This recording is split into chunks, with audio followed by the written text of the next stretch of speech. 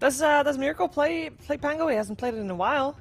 I don't think he will play it, but other teams, OG, whoever, right? If you're Hmm. listening, take If that you're for free. listening, you want some advice, call up Just whatever. Peter. He's I'm available. available. I'm available. Easy, easy advertising. We got the Terrorblade still banned out, of course. Slaughter as well. Do we want a super hard carry coming out from Team Liquid in this one, the Mickey hard carry, or is this the type of game where you would like to see them go for a faster lineup? Of course, Leshrek comes to mind. Yes. We're just pushing down towers really fast. I've been talking about it a lot, but I'm still waiting for Bristleback to make an appearance. I feel like that hero is... We saw him today. Yeah, we I did see him mentioned today. you, yeah? I Didn't feel like work he out. is... Well, that's fine. I feel like he is like I think Bristle mid is the counter to these ranged heroes that want to farm their triangle early in the game.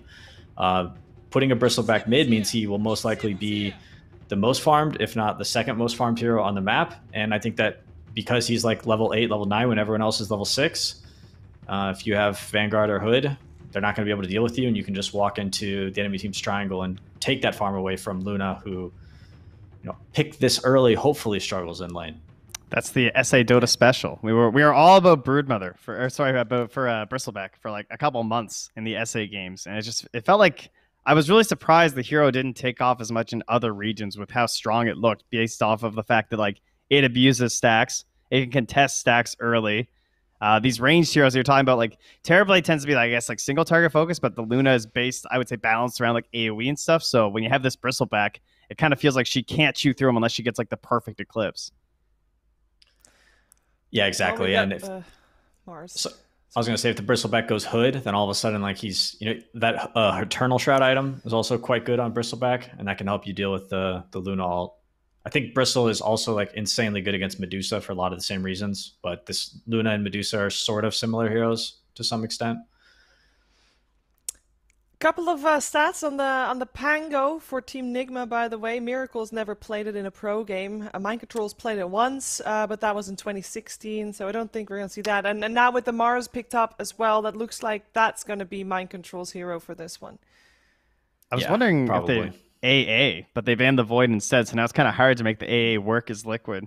Because I feel like that's like their best AA hero. Like there was that one specific game with Liquid where they picked AA and Void, and their core damage in the Chrono was really weak, and I didn't think it was gonna be good enough. We kind of felt like that was gonna be the problem, but they were so consistent at always hitting that because there's no force staff save, right? All the other games, people are just like saving from this AA blast with it, but the Chrono prevents that. So kind of a nice counter by Nigma to ban that out. And you asked for it last game, and now we'll have the Phoenix there, Peter. I really like it. I feel like Broodmother, you can put this Phoenix on either lane, but I feel like Broodmother can be a very strong laner, and he can kind of carry Phoenix through the phase. And having Phoenix in the game now up against Tusk, Mars, and Luna, I feel like you're set, right? Like the Phoenix will even be good on lane against Tusk by slowing attack speed during tag team. Phoenix is sometimes a weak laner, but this game I think he'll do just fine. And I think this is a Kuro Hoodwink now, which we saw him play before, and I was not very impressed with. So liking what Liquid has going right now. Yeah. We're seeing this a lot versus the Broods. People seem to keep going back to this hero when it doesn't necessarily look like otherwise an amazing Hoodwink game, I feel. Like they're trying to like abuse the running through the trees or something. And at least it's a range versus the Egg, but another Chaos Knight coming out now. I think our second so far now for Liquid. Oh, so does this Brood play mid for Liquid? I mean, it is a Qualifier, it's Qualifier, most but, likely. But we also know they are very, very willing to send Boxy mid. So true. That's the issue. Because then they can put the Mars mid. That might be part of their reasoning here, right? Yeah. Well, you could even do Lena as a 5 position if you wanted to, if you're laning the CK with her. I think that's like the one thing that enables Lena 5. It's actually a strong laner in the safe lane if you have a stun. So a lot of flexibility for Liquid right now in their draft. Yeah, or I guess even the AA still. They could make that work too. You can pick a new 5, you can pick a new mid, you could pick a new offlaner, you could pick a new carry, right? Nigma probably has no idea what's coming at them. Yeah, and a lot of the Insane heroes are still in. The Oracle's also there if they wanted like a single target save versus the Mars and the Tusk and even the Hoodwink, I guess. Like they tend to like kind of all stack everything on one hero, I feel. Yeah, Oracle could work. I also wouldn't mind the Abaddon too much either if you wanted to play that. Yeah. A lot of dispelling those hoodwink stuns, helping out with the spear stun. You can't really die to a Luna ult as a bad-in, right? You always get your ult off and survive. So why do you think they chose Chaos Knight? I think it's a good matchup versus Luna. You could sort of like overwhelm her with illusions, especially if you play like the offlane CK where maybe you end up getting an Aghanim Scepter at some point. I feel like Boxy might end up playing this hero. But either, whether Mickey or Boxy plays it, I would definitely look at Ags as a potential pickup. That item is very, very strong. So that's what I'm wondering. And then what do you pair with it, though? Do you think it matters, or you just can be whatever? I think you can do Lina, you could do Dark Willow, you could do... Well, I guess I mean like the Ags pairing, though. I'm trying to like remember what was like really busted, because it used to be like, obviously Ags with Luna, you know what I mean? Like, yeah, I mean, it's nice to have like another carry on your team to get like a good illusion, but I think just having the illusions in general is quite strong. Whether you use them to push or farm or just like cause complete chaos in the team fight. When CK is on your team, these illusions, they all look like, you can tell who they are, but when you're playing against it, sometimes it's, a lot of illusions in a team fight, you might mess up your spells. And Team Liquid goes Pango, which is most likely for, I mean, who knows? Insania even plays it. Mickey, CK, Qualifier, Brood. I think we're going to have a Boxy Pango in this one. Yeah. Yeah, we will. Okay. I like the Storm pick a lot. Yeah. This is a really good Storm game. But I also like Liquid's draft. So for predictions, I'll take the ILTW Luna. He's been too good. The hero's OP. ILTW Luna versus the Qualifier Brood. Trent, which way are you going? Ooh, that's true. I guess the Luna is definitely drawing me in because ILTW looks so good on it, and there's a reason why they prioritize it so heavily. But it's also a Qualifier Brood. Ooh, Qualifier could go if he goes the right items. All right, Qualifier's gonna get this. He'll get some like crazy anti-storm build or something and just like ruin their life. That's what I'm gonna opt for. But I really like this game. I think both drafts are very even. I'm not like super heavily leaning one way or the other.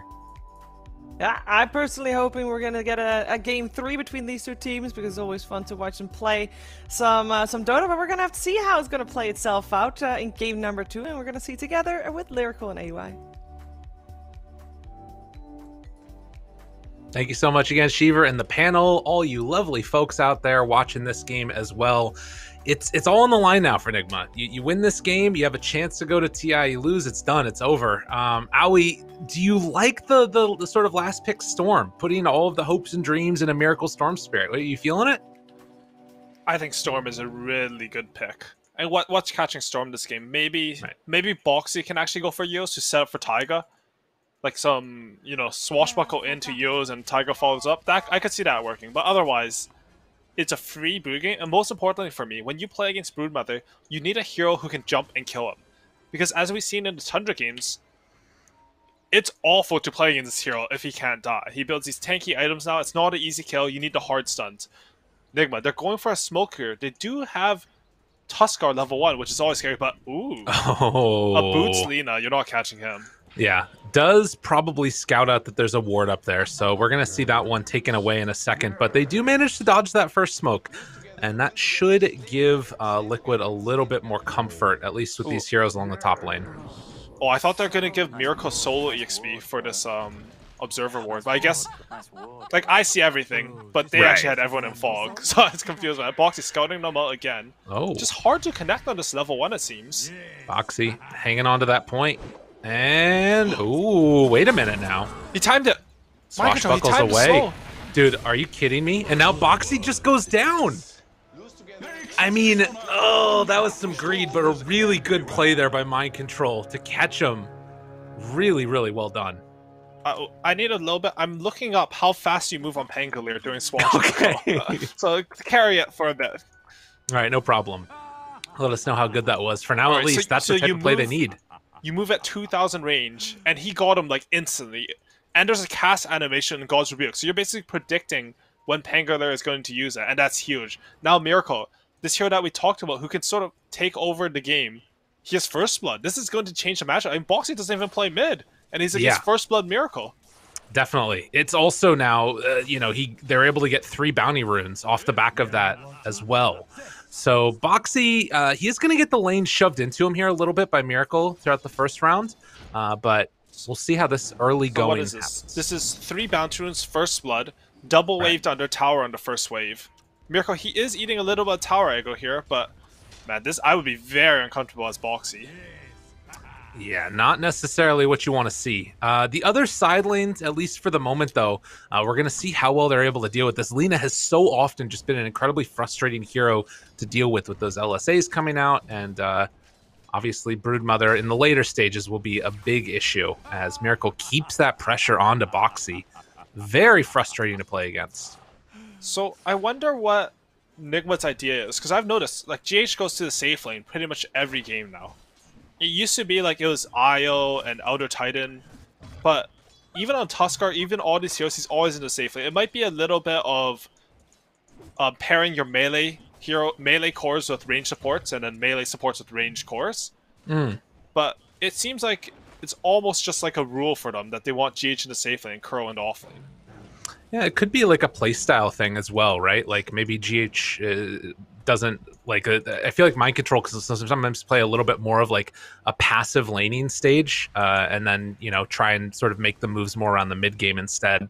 That could be part of it as well, but it's something that we could ask them, and they probably won't tell us because it gives away strategy. But that's fine. Courier snipe.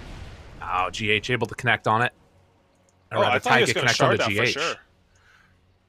It's not too. Right. That's fine. As Kuro dropping down very low up there on the top side. Another LSA going to connect onto GH as Taiga does a little bit of a wraparound there, trying to stop this extra pressure coming in right there. It was maybe looking for a pull onto the double wave, but doesn't end up happening. So heads up play by Taiga as well as Quakefa to stop that from happening. Mid. Oh, brings him down really low. Looking for a kill. Fairy Fire used. And Miracle has to be a little bit wary of that rotation coming from Taiga, but they do force over a rotation. Not bad at all. Yeah, and Miracle, he's doing really poorly in this mid lane. He's missed 1 CS so far. Just really unfortunate for him. But yeah, now he forces a rotation. He's pressuring Boxy. He has a CS lead, and man, it's looking good for Miracle Storm this game. You can see it's actually one of his worst heroes that he's played 10 times, but still, nonetheless, very, very strong. And to be honest, it's just Nigma wins so much that it kind of doesn't matter that much. There aren't that many heroes that he has that are under 50% win rate, most likely. Yeah, but, this is Miracle. I mean, he won TI. He's been in the top scene forever, so most of his win rates are actually really high. Yeah. Storm being under 50%, I don't know if it's like a comfortability thing, maybe it's a team thing, but that's surprisingly low for a player like Miracle. Well, nonetheless, we do have a nice bit of pressure here onto him constantly by the Pango as they get the pullback. Never mind. Boxy just dies. He just walked in and ate a remnant, gets killed. Okay, so there's a 2-0 Storm free farm, and it's Miracle. He's 1,000 ahead of anyone on the enemy team. Yeah, that's problematic if you're Liquid, for sure. Okay, so it's 2k gold up 4 minutes in. One of the biggest gold leads I think we've seen this early. All basically off the back of that level 1 first blood, snowballing the lanes. What Liquid do have going for them is they still have this Broodmother versus Luna matchup.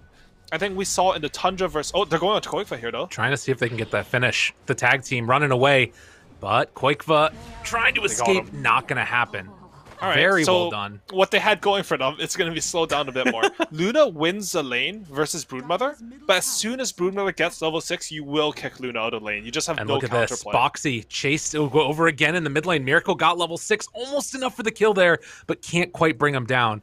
Are there any rotations to punish this? It doesn't look like it, and Miracle just going to stand there, not afraid of Boxy, and in fact, he has to jump away again. Boxy, no resources at all.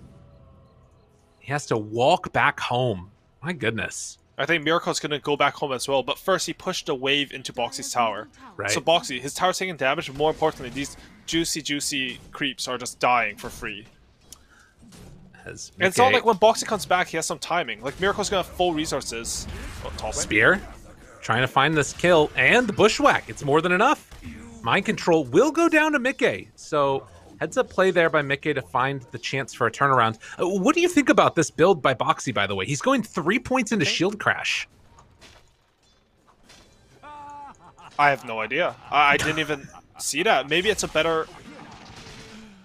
Okay, so the reason why he's doing this build is if he uses Swashbuckle, Miracle will kill him. Okay. So this used to be a thing when Pangolier first came out, like before he received a lot of changes, where you would only use your Shield Crash to CS in lane, not your Swashbuckle. All right. So I think that's why. It is a skill that got buffed a lot. It's one of the best value points, but I've never actually seen this. Very interesting. I've seen Pangoliers go like 2-2-0 versus Linas and stuff, where they're only playing for the Speaking CS. of Lina, down bottom, they're going for a quick kill there on the Taiga, able to get him. LTW tries to back away from Quakefa, has the stick charge to back out, and now the Lucent Beam, the turn. Quakefa, he's got to be careful. They have shards still. Thinking about throwing it out, waiting for the opening. Catches him, but not enough for it. Wait, goes back in. Oh, GH, does he get outplayed here? Snowball over to the creeps to try and go for the escape. Tower hit going to follow, but he has enough HP to live through that one. In the meantime, they managed to take down the Phoenix up top and now trying to turn to make a... Oh, he coin blades down the tree. Nicely done there, and the spear won't be enough for the finish. They're bringing in more heroes now to try and catch on the kill on ILTW and the LSA. It's going to connect. They take down the Luna, and that was during the TP. Ooh, and this, you know, there's been some plays bottom. Nigma have really been holding it together, getting a couple kills onto both the Lina and the Broodmother. But now, Luna's going to be gone from this lane for so long. No teleport score, as you mentioned. So Koifa, he's getting to that level 6. And again, as soon as he gets level 6, Luna cannot stand in lane versus him. They have to rotate Mind Control or Storm over to the lane, which makes your map just a lot more vulnerable. True enough. And that's going to be something to watch for. Obviously, if you can find the punishment and kill Quakefa at that point, everything's all good. But could be a little bit difficult there as... Miracle is still 2 levels up on Boxy. He's so when 4K he comes, net worth at 7 minutes. He's doing really, really well. He's doing all right. Okay. Honestly, this entire qualifiers, I think Miracle has been... You know, they've been feeding him the good stuff because he's like solo killed Thompson. He's won his lane pretty much every game I've seen, and he's beasting it. Definitely. He's looking like Ooh, if not the, haste rune. That's a good rune to get. Taiga was trying to get a little bit of rune control, but I mean, God, again, the top net worth in the game, solo kills twice, and now also he's getting rune control. Like this is kills twice. I mean, the I guess first kill that's was not true. 5 years, but honestly, maybe it wasn't solo kill. Nah, I know what you meant. Like it feels like with how much dominance he's put on mid, it's basically like, and again, like look at Boxy. He gets a lucky disarm because I think he was dead there. Looking for Taiga instead. LSA comes out. Wait. They managed to find that kill. Quakefa turning on to GH with the Spider Army, but the arena comes down. They catch him, trying to bring down this Broodmother, and it looks like Quakefa will fall. LTW with the double kill. That was much needed as they shut him down even further. This Broodmother struggling. Yeah, and really good rotation coming in from Team Nigma here. Miracle is actually going on Boxy at the same time. I think he lived with 1 or 2 hits just because of that rain drop. And, you know, I was talking about some defensive option where you move Luna out of the lane. Nigma on the next level, they're like, you know what? Our Luna can't lane versus a Brood? Let's just kill the Broodmother. Problem solved. It's a much better play if you're not forced to do things that you don't want to in Dota. You always want more options. You always want to be in control of the temple. Mars rotating bottom, easy double kill, that's good. Bushwhack afterwards. Miracle finds himself a quick and easy pickoff there on Insania. And we also have, I think, coming out on the courier for him, yes, indeed, it's going to be the Fairies Trinket. So getting the perfect neutral items. We'll see if they get a Possess Mask or not. But it looks like they're going to get that on the side of Liquid instead. So no Possess Mask for Nigma. Ooh, they might die Mind Control here. He whiffed his spear. They've brought down Mickey. A lot of heroes coming into that area. They pull him in, and they kill him off. So a good reaction by Liquid to make this play. And this is, you know, obviously the answer to bringing that Mars down there. Just bring overwhelming numbers by Liquid, and they're going to take the Tier 1 tower. And that's a huge play, as you mentioned. You can sort of imagine your map. If Broodmother can't take that tower, sort of similar to the Beastmaster game we saw in OG versus Nigma, like, you don't get the same type of gameplay that you expect. I mean, OG still ended up winning that game, but Nigma really slowed them down here. They've read the map in the same way on Liquid, and they realize, okay, let's just bring our carry. Bring everyone. Bring the family. Kick out this Mars who has no arena. Take the tower. And if they don't react to this, Quakefa's going to start taking over a little bit more of this map. The entire jungle is gone, and Nigma are attempting to clear out this tier 1 tower. They've got a catapult left, and it doesn't look like Liquid have any intention to defending it. Instead, they're going mid. So Miracle is here, half mana, tries to kill off the catapult, but it's punching the tower. Are they going to bring heroes to defend this? Oh, they're smoked up. Kuro, GH in the area, killing off this creep wave. Quakefa shows for a second. Do they decide to go? Luna has Mask of Madness. And there's a chance for a jump now. Big jump. LSA trying to predict it. Almost got it. But they find a really nice stun coming in from Boxy. A little bit of a dodge for the moment, though. The back away. Tower's dead. And they get out. Liquid, knowing the limit and executing perfectly. Yeah, and they understood that they could not defend their top tower. So Right. what did they do instead? Like, do you know what's worth more than a top tower, Lyrical? No, I don't. Please tell me. It's you. Oh my God, you I little really like goober. that line. I don't know why. Sorry, there's a chess streamer, YouTuber that says that a lot, and I find it really funny. But the mid Okay. tower is worth more. So Alright. despite Nigma, they chain in their plays. Liquid, they strike back. You know, they kill mind control ball and get the tower and chain it into their own mid tower push. Now they're ahead. Despite being 2k gold behind, they're ahead in terms of tower map control. And GH, he's TPing out, trying to get just away. chilling. Makes it happen. Oh, they're chasing, though, down bottom. Mind control with Taiga and Mickey on the hunt. Can he find a way to juke himself out of here? Oh, my God, he does a little juke. Little hideaway, little throw out there. Can he TP out? Doesn't have a TP. Goes back the other direction. Taiga didn't see him. Oh, and the roll in from downtown. Miracle coming to help his buddy. Gives him the tip afterwards. I got your back. Don't worry. Those are some sick jukes. And Miracle, he gets this kill with the regen rune. Usually Ooh. on Storm, when you go for these plays, you're like, I don't want to help my team. I just want to farm with my mana. Miracle, Right. picking up that rune with the good rune control coming up from Nigma can do both. And they can chain into smoke because look at Miracle. He's full resources. Thinking about this kill now. Watch out They for have Mickey. Arena. They're looking for the opening. Get him with that pullback. Can anybody get here to help him in time? No. ILTW appreciating what he's seen out of Miracle. And Miracle goes into the Spider Army as they will respect the strength. I mean, again, everything that he could possibly need this game, it feels like it's been given to him. And trying to carry this game for the rest of Nigma. And this is all space for LTW to farm. Yeah, and both the cores on Nigma, they've done so many correct things and it's just resulted in this huge net worth differential. The lead is 4k, but most importantly for Team Nigma, the lead is on the two heroes you would want the gold on the most. Gold is not like this. Gold is not worth the same on every hero in Dota, Right. and you want a lot of it on your cores, and it's just perfect for Team Nigma here. Well, we'll see if they can keep up that momentum. Liquid, obviously, still, they've taken down objectives. They have this spider that is an absolute menace going now towards that pipe that we've seen so often. But it does sort of have the feeling like, oh my goodness, they just killed all those spiders. That is, I mean, still not that much gold if we're going to be honest. The brood spiders, I feel like, should give a little bit more than that. I think so too, but most importantly, when you kill those spiders, it's not about the gold and EXP you get, it's the fact that Brood has to reset her map control. Because it's similar to Chen, right? You have to rebuild up your army. If Brood has spiders there, perhaps they can take a fight to contest bot rune. Instead, Miracle, he picks up another haste rune. I mean, because he's so dominant mid, he's also gotten pretty much every rune this game, which is what allows him to be so active. I mean, he's 5-0 while keeping up with a Luna in farm, which is insane. All thanks to how much rune control he's had this game. Kai Assange completed for him now. And going next into that Orchid. In the meantime, you start to think about ways that Liquid can get back into this. All of their cores are behind the rest of the cores, pretty much, of Nigma, with the exception, of course, of the Mars. Mind Control just sort of inhabiting this bottom lane and not letting Brood pressure it out and take that tier 2 tower. Has the Blink Dagger done now, though? Do they try and make something happen with this? The Mars Blink? Yeah. Okay, yeah, for sure. I think you keep hitting your timings, even when you're ahead. But Team Liquid, like, I'm trying to think about what they can do to come back. Liquid, okay, dodging a storm. Pulling him in, though. Insania gonna get caught. Gets the egg off. He also got some spirits off there as well. Nigma, do they fully commit to this? This is bold. They all walk in. Snowball saved for the moment, though. Kuro tries to back out. Mickey under fire, in trouble, and dead.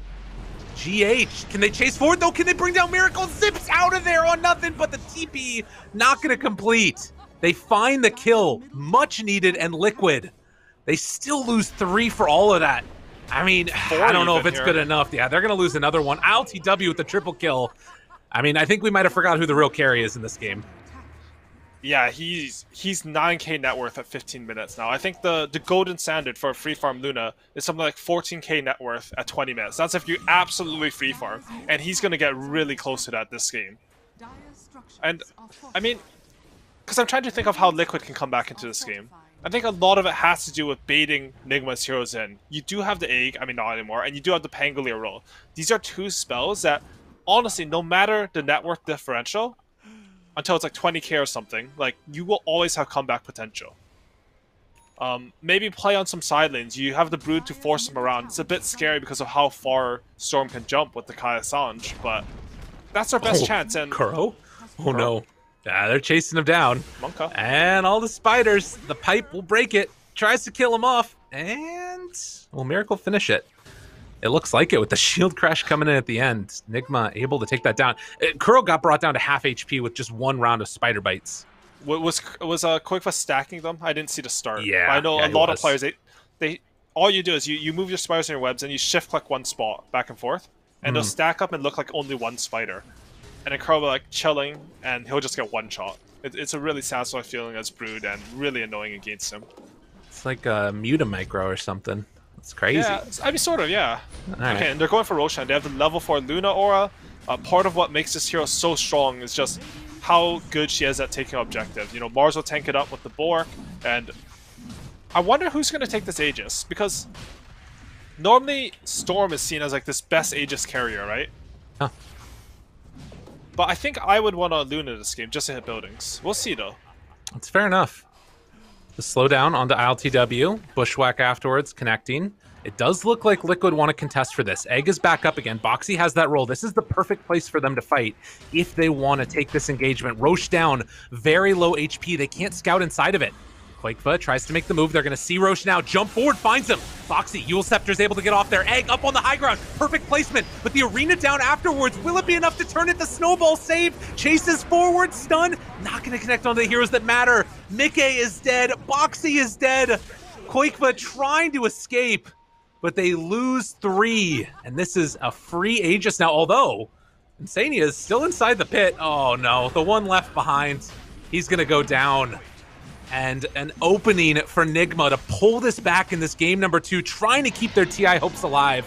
They're going to give it to the man. Miracle takes it. Honestly, that was Liquid's best chance at a comeback. It's as you said, you know, Phoenix, Pangolier, incredibly strong heroes at the pit. But against someone as experienced as Kuroki, there's no way he's letting his team get gone on while they're doing Roshan. They just walk out of the pit, make the decision to jump their opponent because they do already have a ward set up. You can see it in their mid lane, top river, and yeah, it's just a very, very convincing fight for them. They do end up giving the Aegis to Storm. It does make a lot of sense. I mean, Storm's a great Aegis carrier, and Luna has BKB. So it's probably the right decision. It's just I'm a greedy carry player when I play carry, right, and of course. I want everything for myself. That's fair, you know. That's allowed. Maybe not good, but it's allowed. Yeah, and it does also look now. You know, you saw the Pango just not even able to get off the roll right there in that last fight for Boxy. It's been a tough game for him. And now you're starting to pressure this bottom tier 2 tower. Actually, we see that Mind Control able to keep a hold of it, and maybe looking for a pick off mid by Boxy and Taiga, but it's not easy. It's not easy at all. What do you think they want to do right now with Nigma with this Aegis? Is it just shut down the rest of the map, or are they under any pressure at all in this game? So when you're ahead in this map state with Team Nigma, your job is not necessary to take a Rax. Your win condition is generally going to be the second Aegis with a lot of net worth lead. What you want, the first objective you want is to get map control, all the lanes in. 1 second, I'll talk about after this engagement, because Boxy, he's diving Mind in here. Control. They get the arena down. Spear afterwards. Nothing gained from this here. for Liquid. Can they find anything else? I mean, they just got to run. Jump in, though. Oh, they found the spider. Quakefa going to drop. So they find themselves that pick-off. But they did get the arena out of that. Yeah. But Miracle, he's already setting up top. He knows that Liquid's heroes have TP'd up here. He's looking for more. Regen Rune's still going for him. Looking for an opening now. McKay on top of his own ward and the shrine, but they walk in vision. Jumps in. Mickey pulled. Insania trying to heal him back up with that stun ray, but GH right on top. Snowball afterwards on top of Insania. Oh, wait, but they're in this. Trying to take down the egg. Can they get it? Yes. They find that kill, and now Mickey also going to go down. What a heads-up play by GH. This man on Tusk is doing everything for his team as they're going to pull in Boxy, find the double kill. It is just so clean right now from Nigma. That was such good presence of mind. I was like, wow, he dodged the stun with a snowball to interrupt the CK ulti, which he didn't even have because I'm dumb and I can't see it. But instead, he's going on a more valuable target. They instantly force Insania to use the egg and kill it because, I mean, if you're in snowball, he can't get any fire spirits on you. Such a good decision from GH. And now they've achieved, I wanted to say it before, but your primary objective when you have the first Aegis is to get an enemy tier 2. This allows you to take the enemy outpost, deward any wards that are apparently just right on it, and take control of the map, because you just want the net worth advantage. You want to kill them anytime they come out and reduce their ability to get any sort of gold. And some of that is, of course, the vision that was laid down earlier on. Kuro able to get that deep ward as they do find Insania in the jungle, dies. Miracle, just a monster in this game. Had that one death, but 10, 1, and 5. Looking very, very good. GH is not done here. Look at bottom. He's caught Taiga. Another chance. Another kill. Dodges the sharpshooter, but the right click coming through. Mind control ends his life.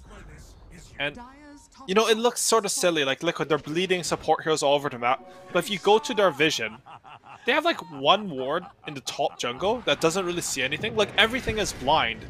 And they're, like, just trying to get anything. But they're catching Mickey top too. Jumps him, pulls him, silences him, right clicks down, dead. There is nowhere that's safe right now for Team Liquid, and Miracle feeling himself a little bit right now, ready to go in for round 2 of this one. GH jumps in, snowballs onto Insania, going into the fountain. Don't go there yet. The pushback, I mean, it is only a GH Tusk, but it looks like he's finally going to get punished for a little bit of that overextension. Can Liquid punish this at all? I mean, without CK, it's so tough. This is where as GHU chat wheel space created. Okay. Because while that was happening, they opened up the racks. Everyone knows, once these racks open up, Glaives are going to destroy the entire base.